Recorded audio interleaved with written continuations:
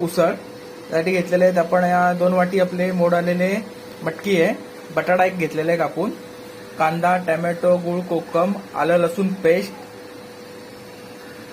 कोथिंबीर, कढीपत्ता, आगरी मसाला 3 चमचे, हळद, हिंग, जिरं, मोहरी आणि गरम मसाला. जिरं मोहरी टाकूया. तेल चांगलं तळालेलं आहे छानपैकी. कढीपत्ता, कांदा, आलं लसूण पेस्ट, अगदी शॉर्टकट मधली रेसिपी आहे.